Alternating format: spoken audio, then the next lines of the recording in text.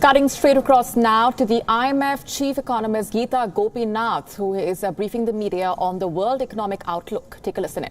Poor are also getting poorer, with up to 90 million people expected to fall into extreme poverty just this year.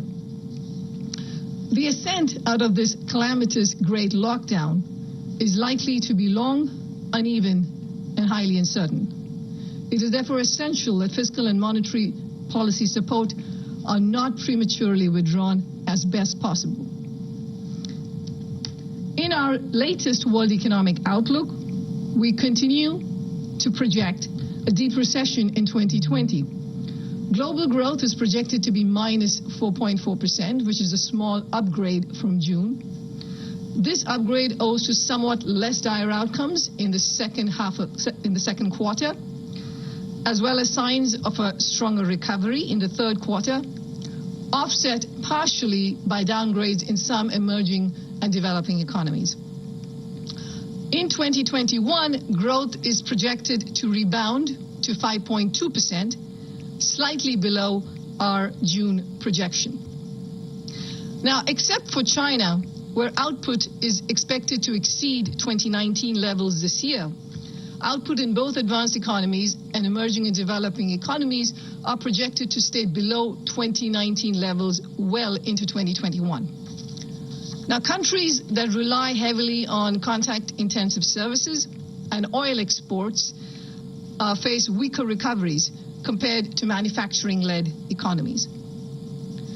Now, the divergence in income prospects between advanced economies and emerging and developing economies, excluding China, triggered by this pandemic, is projected to worsen. We are upgrading our forecast for advanced economies for 2020 to minus 5.8%, followed by a rebound in growth to 3.9% in 2021. This is a partial recovery. For emerging markets and developing economies, excluding China, instead we have a downgrade, with growth projected to be minus 5.7% in 2020 and then rebounding to 5% in 2021.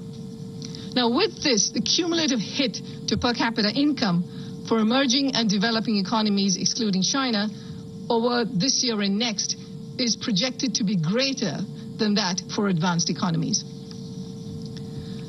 Now, this crisis will leave scars well into the medium term as labor markets take time to heal, investment is held back by higher uncertainty and worsening balance sheets, and lost cooling impairs human capital.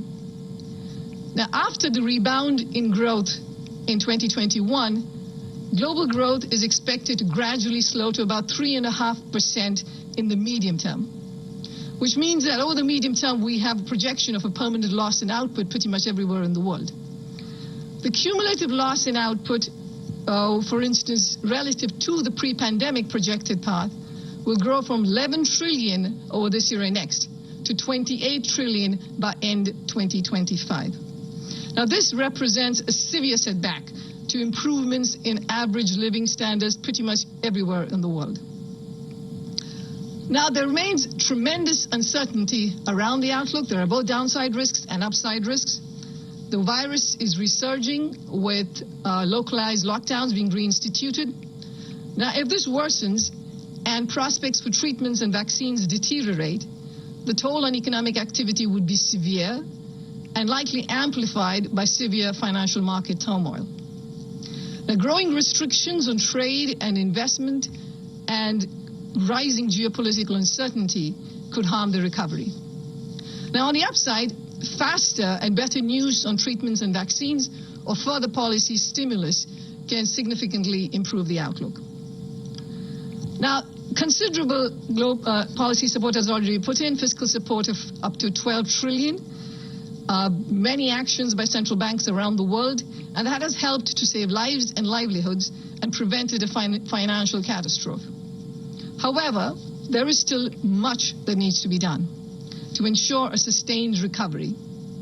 First, greater international collaboration is needed to end this health crisis. Tremendous progress is being made in developing tests, treatments, and vaccines. but only if countries work closely together will there be enough production and widespread distribution to every part of the world to end this pandemic.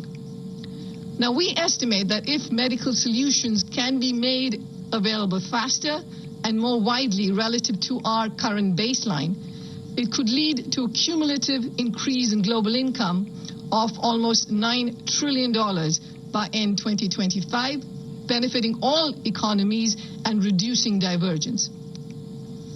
Second, to the extent possible, policies must focus aggressively on limiting persistent economic damage from this crisis. Governments should continue to provide income support to households and work to preventing rising bankruptcies and job destruction through supporting vulnerable but viable firms.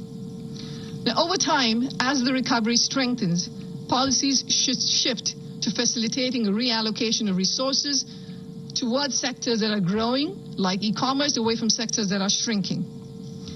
A public green infrastructure investment push in times of low interest rates and high uncertainty can significantly increase jobs and accelerate the recovery, while also serving as an initial important step towards reducing carbon emissions.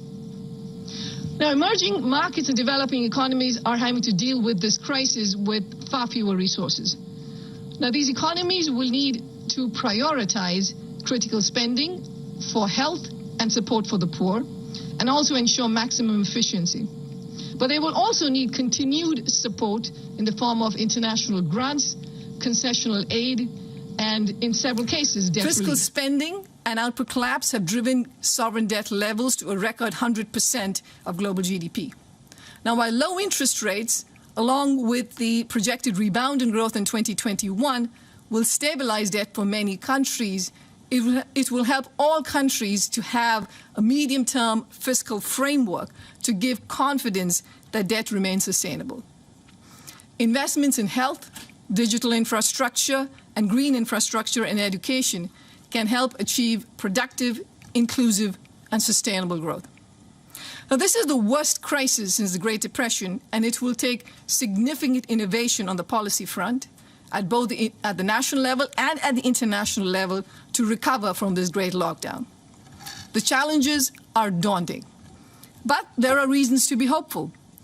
The exceptional policy response, including the establishment of the European Union Recovery Fund and the use of digital technologies to provide social assistance, are powerful reminders that well-designed policies protect people and collective economic well-being. At the IMF, we have provided funding at record speed to 81 members since the start of the pandemic. We've granted debt relief. We've called for extended debt service suspension for low-income countries and for the reform of the international debt architecture. Building on these actions, policies for the next stage of the crisis must seek lasting improvements in the global economy that creates prosperous futures for all. Thank you. Thanks very much, Geeta. We're going to now turn to your questions. We've received a number of questions online already, and let me remind you that you also now have the possibility to ask questions through WebEx. So let me start with the first question from Manav Rai from La Tribune. His question is as follows. Emerging market economies are facing increasing risks from the crisis, as there is a possibility of a second wave with rising cases, and they face currency volatility, rising deficits, depleting foreign reserves, etc. How can fiscal and monetary tools be applied to overcome this crisis?